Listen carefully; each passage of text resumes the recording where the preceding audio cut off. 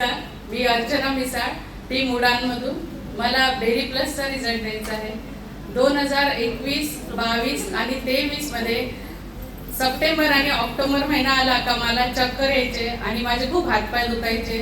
आणि मग मी जेव्हा डॉक्टरकडे गेली तेव्हा डॉक्टरांनी मला सांगितलं का तुम्ही B12 चेक करा.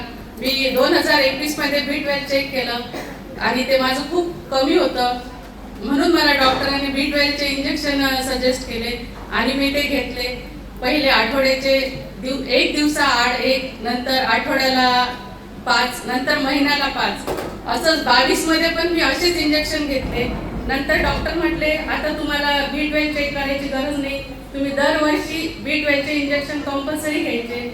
आणि 2024च्या जून मध्ये मी बेरी प्लस घेतली आणि ती बेरी प्लस घेतल्यानंतर सप्टेंबर आणि ऑक्टोबर मध्ये मला कुठलाच त्रास झाला नाही आणि मला B12 चे जे लक्षणं दिसत होते, चक्कर आणि हातपाय दुखणे, हा कुठलाच त्रास झाला नाही. आणि त्याच्यामुळे मला जून 24 मध्ये इंजेक्शन पण घ्यायचं काम पडलं नाही आणि आता अजून पण मला मी B12 चे इंजेक्शन घेतले नाही, जे डॉक्टरांनी मला सांगितलं होतं की तुम्हाला दरवर्षी कंपल्सरी घ्यावेच लागतील. Thank you so much.